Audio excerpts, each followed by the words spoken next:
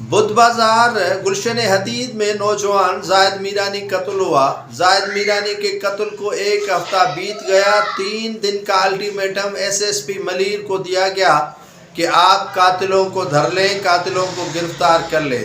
قاتل تو گرفتار نہیں ہوئے، البتہ جو مقتول زاہد میرانی کے ورثاء کو پولیس نے دھر لیا۔ دھرنے کے دوران ان کی چپکلش ہوئی پولیس کے ساتھ۔ یقیناً کسی کا بچہ بچھڑ جائے، کسی کا بچہ قتل ہو جائے، وہ بھی اپنے شہر کراچی میں بے یار و مددگار اور للکار ہو ان کے اوپر، یلغار ہو ان کے اوپر، اپنے ہی شہر میں جن کا تعلق قاتلوں کا قندھار، وانا، وزیرستان اور دیگر علاقوں سے ہو، اور اپنے ہی شہر میں جو میزبان ہیں وہ مرتے رہیں اور پولیس دلاسے دیتی رہے کہ آپ کے بچے کے قاتلوں کو گرفتار کیا جائے گا۔ اگر الٹیمیٹم پر عمل درآمد پولیس نہ کرے تو دھرنا تو لگنا چاہیے۔ دھرنا کیوں نہ لگے، احتجاج کیوں نہ ہو، اور احتجاج پر دھاوا بولنا پولیس کو زیب نہیں دیتا۔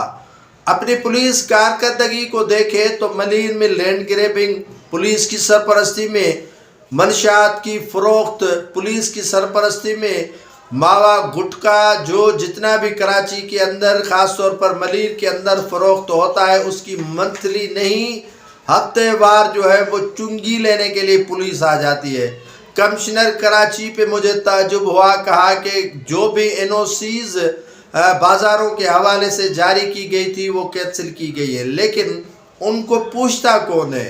اس کے بعد بھی ملیر کے اندر یہ بازاریں تو لگ رہی ہیں، بازاریں تو چل رہی ہیں، بازاریں تو ہو رہی ہیں۔ آپ کے این او سی کو وہ اہمیت کیوں دیں گے جو ان معصوم بچے زاہد میرانی جیسوں کو قتل کرنے میں ایک چٹکی بجا کر دیر نہیں کرتے؟ آپ کے ایس ایس پی سے سوال ہوتا ہے کہ قاتلوں کو دھر لو، قاتلوں کو گرفتار کر لو، لیکن ایس ایس پی پتہ نہیں فرشتہ، اپنے آپ کو سمجھنے والا، اپنے آپ کو ایماندار سمجھنے والا، وہ آگ بگولا ہو جاتا ہے انہی مظاہرین پر۔ مظاہرین کا قصور کیا ہے کہ وہ اپنے ہی بچے کے قاتلوں کی گرفتاری کا مطالبہ کر رہے تھے۔ روڈ تو آئے روز بند ہوتا ہے۔ ملیر قائد آباد پل پر دیکھیں تو ہزاروں کی تعداد میں گاڑیاں رک جاتی ہیں۔ اسٹیل ٹاؤن موڑ پر چلے جائیں تو ہزاروں کی تعداد میں گاڑیاں آمد و رفت معطل ہو جاتی ہے۔ اگر دھرنے میں آدھا گھنٹہ یا 1 گھنٹہ معطل ہوئی ٹریفک تو کون سی قیامت آ گئی؟